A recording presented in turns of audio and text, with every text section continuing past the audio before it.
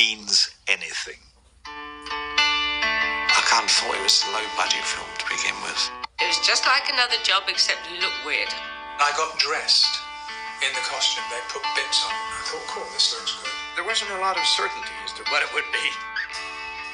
I had an invite to go for lunch with Alec Guinness, and we used to go and sort of practice the fight together, like kids fighting in the back garden.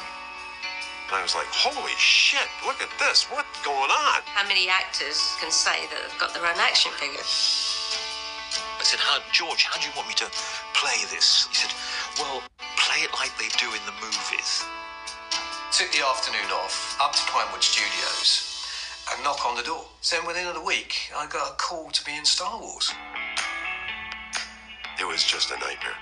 I mean, it just turned into a Not everything's going to stay in the film. And I was quite angry and hurt. I suffered from, like, terrible depression, you know. The only thing that really got me out of this house was really going and doing these conventions. He said, I'll pay you £300. Well, doing what? He said, signing autographs. I said, are you for real?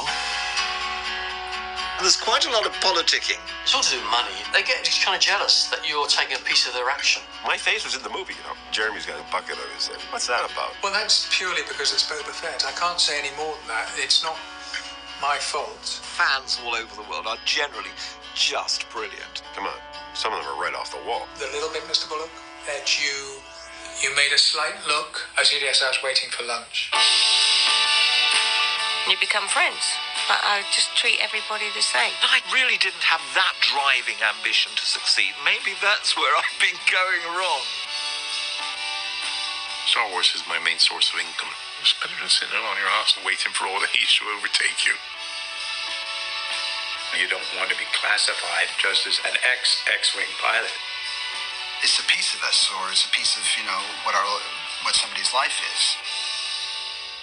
And I was in with the helmet on and walking around, and then finally stopping with George Lucas. He said, welcome aboard. It's not a big role, but I think you'll have some fun.